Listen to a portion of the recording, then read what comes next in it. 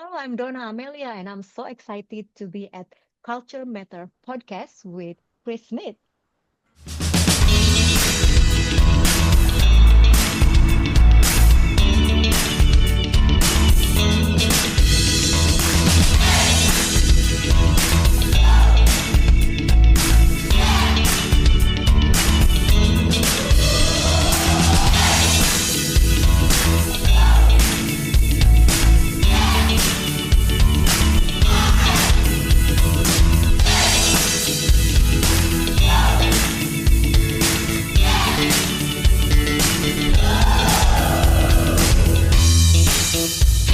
Dona. It's not Donna, it's Dona, right? We have to get that right.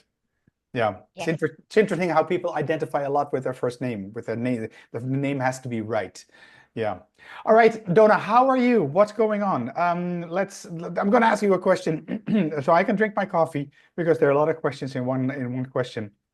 Tell us a little bit Sure. about yourself, who you are. Mm, Little bit about yourself, who you are, where you're from, and what is your so-called current, well, where are you currently at this moment on the planet, and what is your so-called cultural frame of reference? So go ahead. Thank you. Very excited to be here. My name is Dona Amelia. I am originally from Indonesia. I am the co-founder of EGN, the second largest peer network in the world, in Singapore, Indonesia, Malaysia. We do knowledge sharing for senior executive. We provide a safe space for them to be themselves, to be vulnerable, and helping each other better. And then, yeah, grew up in Indonesia, educated there. Prior to EGN, my whole life in Indonesia is all about being in the spotlight, on the script and with the camera because I am a singer, actress, TV presenter. So my whole life is every day on TV, basically. But then I found the love of my life. I moved overseas, and now here I am already almost 10 years living abroad Mhm. in Singapore, Vietnam, and Thailand. Now I am currently in Phuket, Thailand. Very grateful to be here. Okay, all right. That's an interesting background. You write in your bio that you grew up in extreme poverty and now you're Yep. here.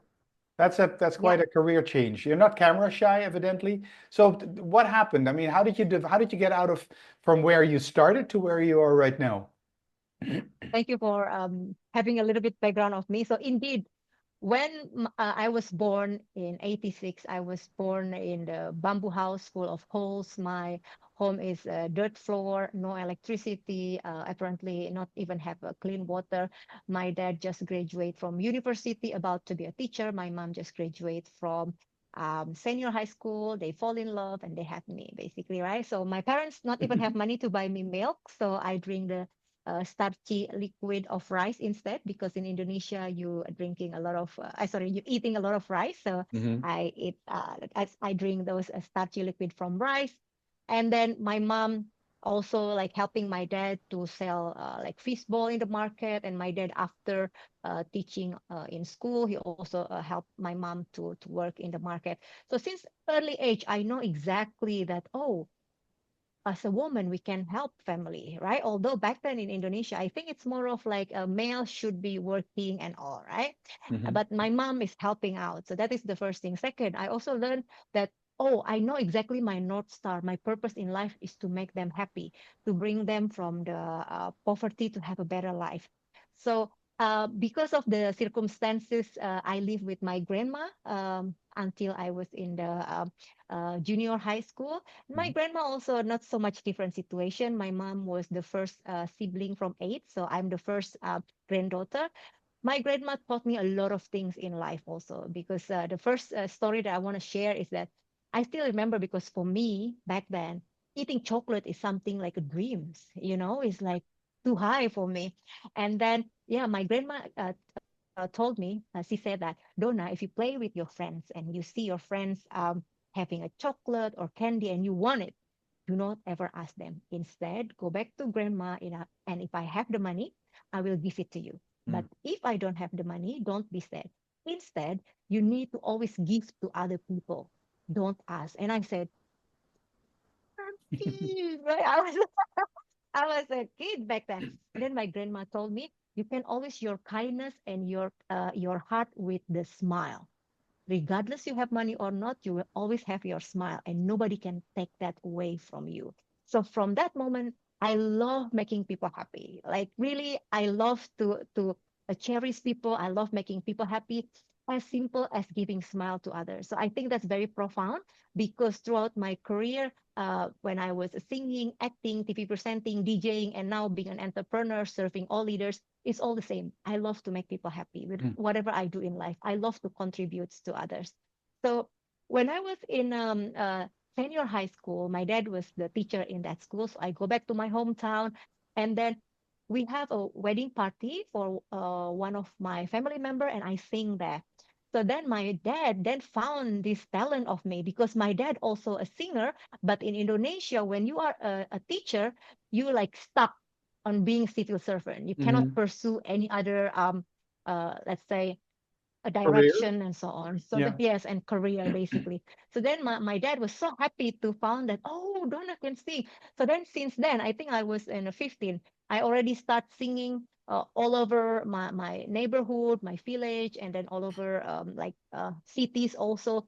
And I still remember another story that is very much profound, and I think I still remember. This is like how the love of your parents and the never give up comes to me also.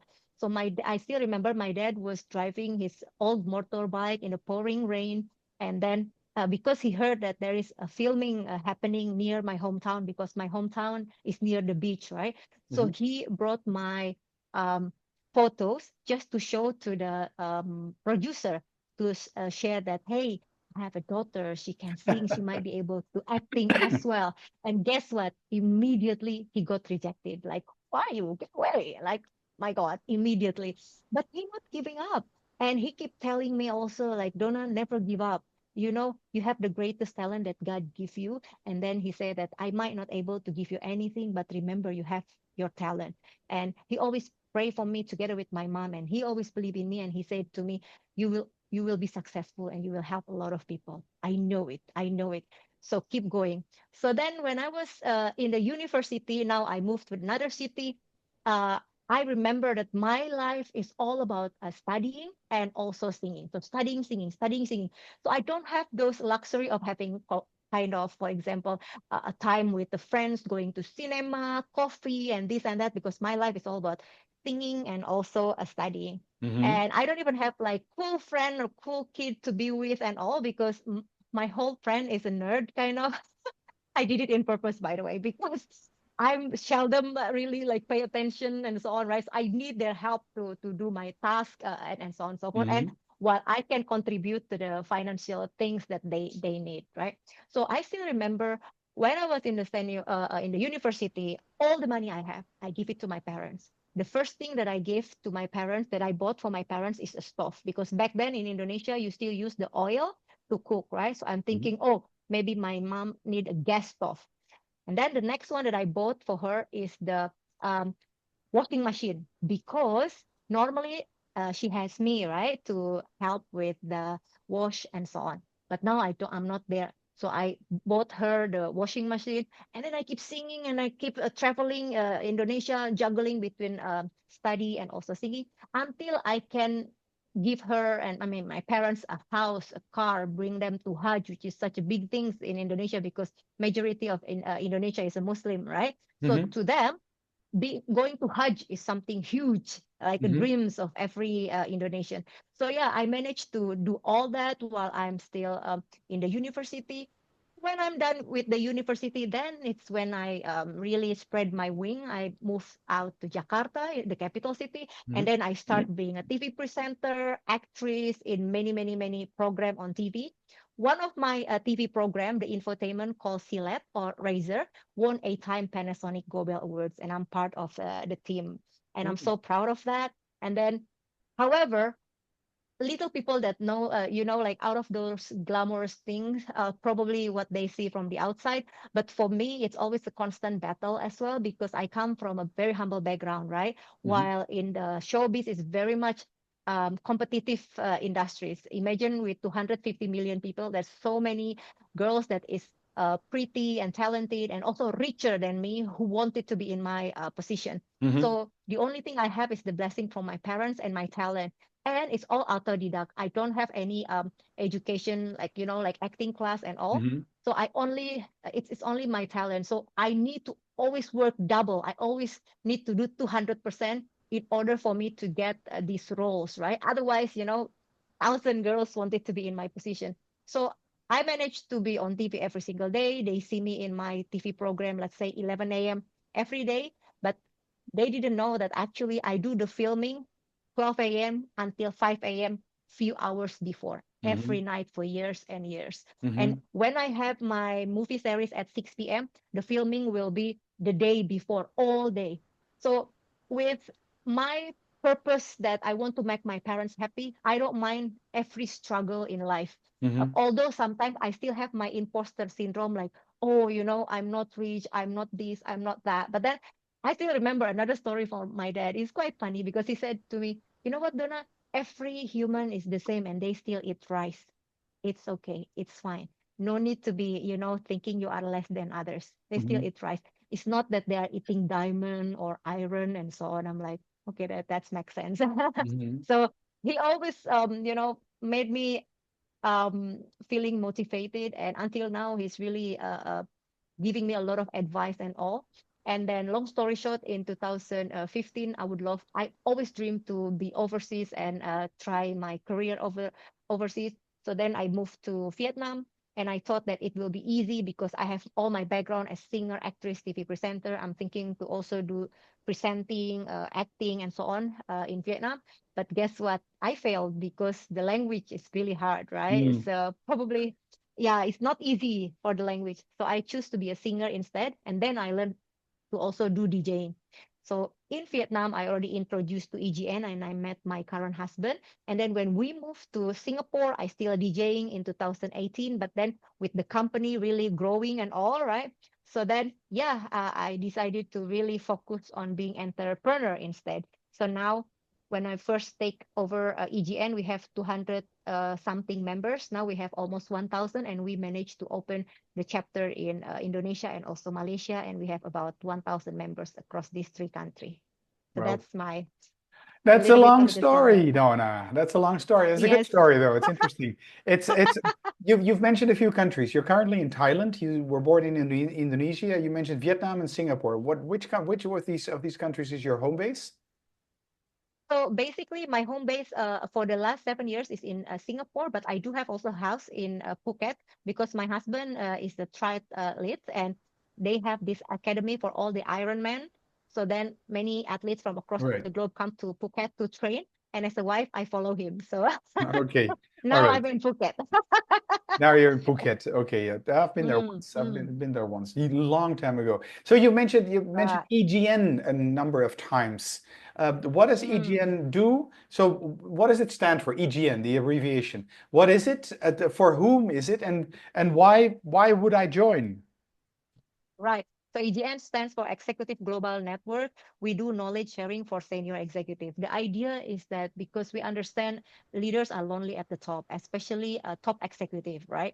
When you Mhm. are up there, you normally, don't have anybody to talk to, especially within your organization, probably because of hierarchy or confidentiality and all. Mhm. And everyone put the pressure on you. Like you need to know everything. You need to decide everything fast, smart, correct all the time, right? Uh-huh. And you care to your people a lot, to your organization a lot. But then who cares about you? So we understand that doesn't matter how high you are, you still need to have a sparring partner to discuss about your challenges, discuss some ideas, then to learn from each other. So that's what we facilitate at EGN.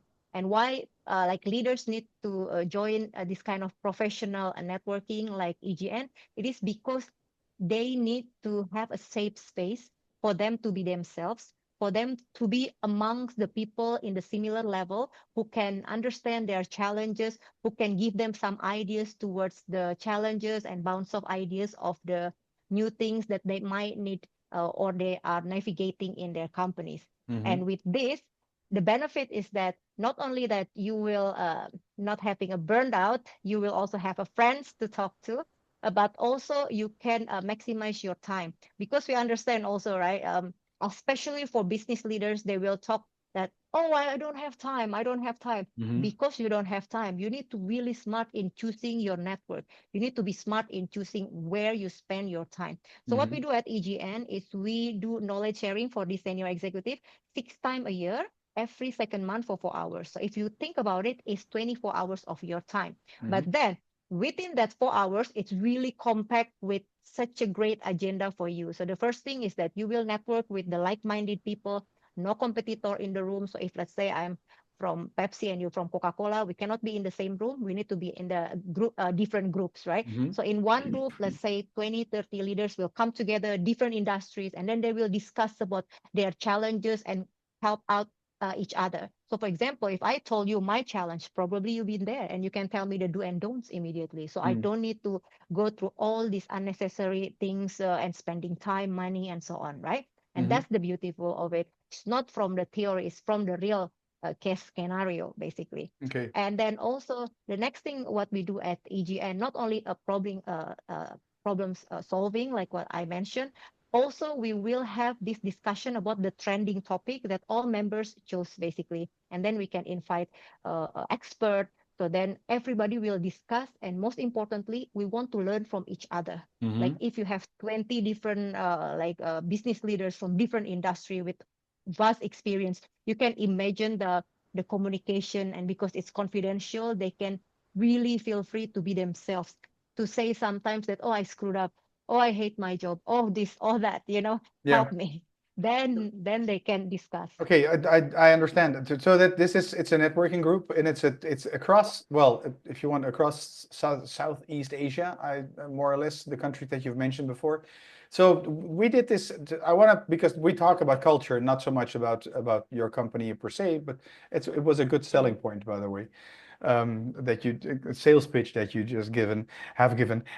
So the my question here is I did mention this before we started recording. For many non-Asians, somebody from Asia mm, is an Asian, is an Asian, is an Asian. When you're from Malaysia, Singapore, China, mm, Japan, we cannot tell the difference, which is not mm, disrespectful. It's just the fact of life, how we try to make sense of life, right? mm. Yeah. Or sense of the world, really. Um, what would you say is say a difference between Vietnam, one or 2 points, not Mm, extensive. The differences between Vietnam, Singapore, Malaysia, Indonesia, because according to my understanding, they belong to the same culture cluster. That doesn't mean that there's the same, but they're comparable, at least. What do you say about mm. that? So I would say Indonesia and Malaysia pretty much indirect, I would say, compared to Singapore. And I think Vietnam uh, is closer to China, so they are more tough, I would say, in the way they speak and all. So it's funny, when I was first moved to Vietnam, I was shocked, like why people are shouting all the time, Hmm. because in Indonesia we are very, I mean, of course they are also kind. It's just the way we speak, the way we smile, we are very warm and so on, right? Right. So quite a huge difference. But then in the business wise also, for example, because I manage my staff also from all these countries as well. So it's very important for us as a leader to understand this culture. Super, super important. Although, as you mentioned, it's look like the same, right? Indonesia, Malaysia, Singapore, we are neighbor, but actually it's slightly different. So as Hmm. mentioned, Indonesia a bit indirect, a bit shy.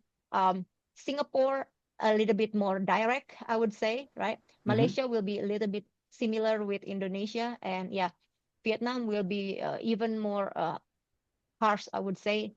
Yeah, If that's the if difference. if looking at myself as a Western, born in Amsterdam, could not be more Western, I guess. In any of the countries that you serve, which country would be easiest for me to do business, and which country would be most difficult to do business with my Probably, Western background? right, right. And I believe the Dutch is very much direct, right?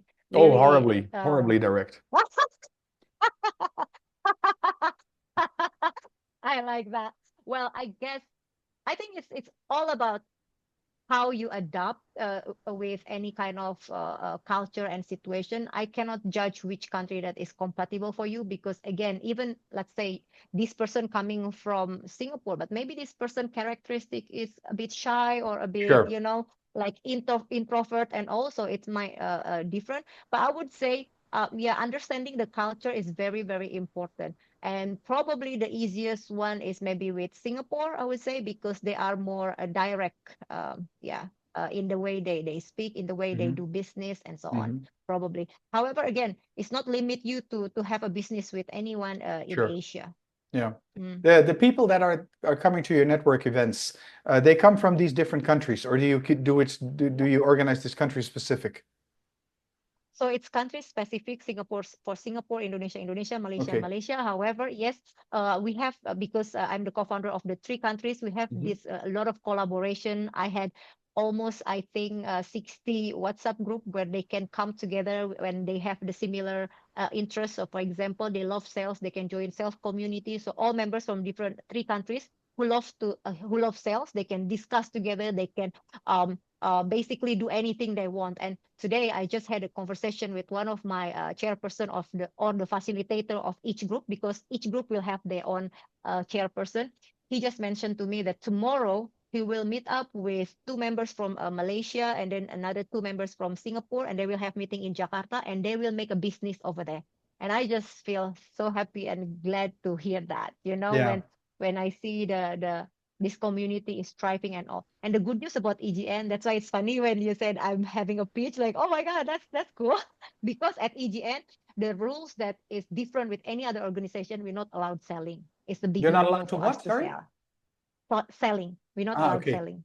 Right. Yeah. So this is really a pretty much knowledge sharing base, right? Hmm. However, we nurture relationship. Of course, when you close to each other, when you help each other during the conversation and all, right? It's coming from surfing mindset and also really learning from each other. Of course, sky is your limit. Buying is allowed. When I know your expertise and all, and I need help on that note, of course I can come to you, right? But it's Hmm. not that, when you join and then all of a sudden, hey, I do this, I do this, I do this. Would you like to join us? That's the big no-go at Right. EGN. The countries, Mm. the countries that visit, or the people that visit your network event, you say it's country by country. The business that they manage, is that local Mm. Asian, local in their country, or do they also work international? So basically, EGN is the second largest peer network in the world. Our members is very diverse, from the big MNCs to the also business owners, basically. And we do have many, big, super, super big range of industries. And then the one that come to EGN in Singapore, Indonesia, Malaysia, we still limited to the C-suite, basically. So for example, we have all groups for CEOs or managing director, regional director only. And then we have a specific group. For example, if you are the CFO, you can join finance leaders group. If you are HR director, you can join HR Mhm. leaders group, and also, let's say, sustainability leaders group, supply chain leaders group, business owners group. So, because then we want them to be able to basically understand each other in the same frequency, and they will understand the challenges and so on and so forth. Sure. So that's how Like-minded we do it. people, like-minded people in a Correct. like-minded network. Yeah. Yes, I have correct. another possibly related question here that I got from your Yeah, your LinkedIn profile. Is yeah, on your LinkedIn profile you talk about cultural empathy and leadership. I'm quoting this: cultural empathy and yeah. leadership. What do you mean with that? I think I love to promote this kind of kind leaders and empathy in the leadership. I think nowadays it's really important as a leader. We need to lead with kindness. We need to lead with empathy, especially living in Singapore, in Asia. For example, Singapore is a hub. Yeah, it's Hmm. not only that you managing people from Singapore. Most likely you manage people, and also, Hmm. let's say, having a colleague from across the globe. It's very important to have this emotional intelligence to understand each other culture before you judge, before you do something. Because regardless what is your message, it's also the most important is how you convey the message, Sure. right? So I think having understanding of the culture, having empathy is very, very important. That's why Hmm. I love to I love to serve leaders. I love seeing all these EGN members that really they are up there, but yet they still wanted to learn from each other. That's why they join EGN, right? Okay. And the topic that we talk about is, yeah, about this, how to manage our people better, managing up, managing down, managing also our colleagues and all Mm-hmm. in the environment that is global, because again, Singapore is a hub. So it's very important for us to be a kind, empathetic leaders who lead with kindness and empathy. Got it. Okay. Good point. Interesting concept. These networks. I think they're important. Call it networking, call it masterminding. I think indeed, if no selling involved, it's just sharing knowledge. I think it can be a very enriching experience. Dona, I'm looking at the time here, the time of our recording. I'd like to keep our podcast more or less about Mhm. 30 minutes, and we're about 30 minutes here. So I've got two questions left for you, which is one I prepped you for before, so you know what's Yeah. coming, is can you give us 3 tips to become more culturally competent from your personal experience or your business experience?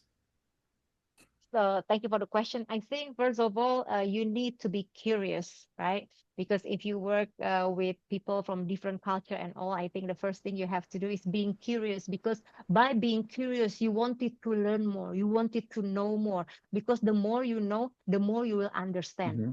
Because a lot of leaders, a lot of people have a disagreement or not understand between each other because you don't know their culture, you don't know what's in their mind and all, True. and you don't being, if you're not curious, then you don't even care to know, right? And Hmm. that's when the clash happen.